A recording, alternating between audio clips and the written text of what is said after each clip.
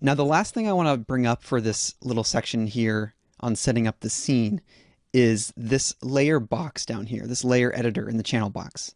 And here is where you can create layers that contain objects from your scene and do special things to them, like hiding them or locking them. This can help out quite a bit when you're doing animation, because a lot of times you're going to be dealing with a skeleton inside a model, and you're also having to control handles and controllers outside of the model. So you have a lot of stuff that you're clicking on and trying to select that can really get in the way of your workflow, and it can cause a lot of trouble. So first and foremost, we're going to be adding a lot more layers, but for now, I just want to add this mesh to the layer box, because we're not always going to want to be able to select this mesh.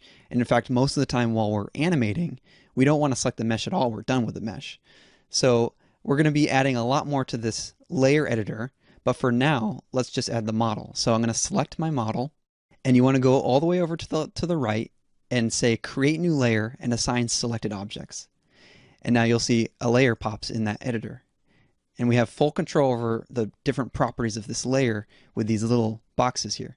So the V is for visible, so you can check that on and off, hiding and showing the model. The P stands for playback, and I believe when this is deselected, the model will hide during playback of an animation. And this last section will reveal a T, which means transparent, so we start seeing the wireframe instead of a full model, all textured and everything. And then when we click it again, it'll say R, which means restricted. So no matter how hard we try in the viewport, we'll never be able to select this model, and we can continue working with our controllers in our rig without it getting in the way. While in this mode with the R selected, we can still select the model if we go back into our outliner and select it through there.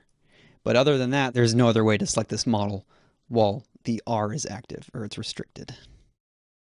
So going back into the layer box, there's a few other things we can do in here. We have this other box here with a stripe through it, and that just means there's no color assigned with this layer.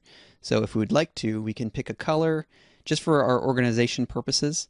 So I'm going to pick this pink because he's kind of like a pink dude. I guess he's more peach. So I'll pick a peach color.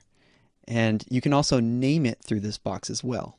So I'll name him, or I'll name this layer model layer. And I'll save that. So now we can see this peach color, and we can see this name model layer, and we can easily reference that whenever we're diving into this menu and looking for things to turn on and off or adjust. When we begin to make the rig and the controllers for our character, we're also going to be adding those to the layer editor, and I'll show you how to do that when we get to that step. But for now, the scene seems pretty well set up with its layers.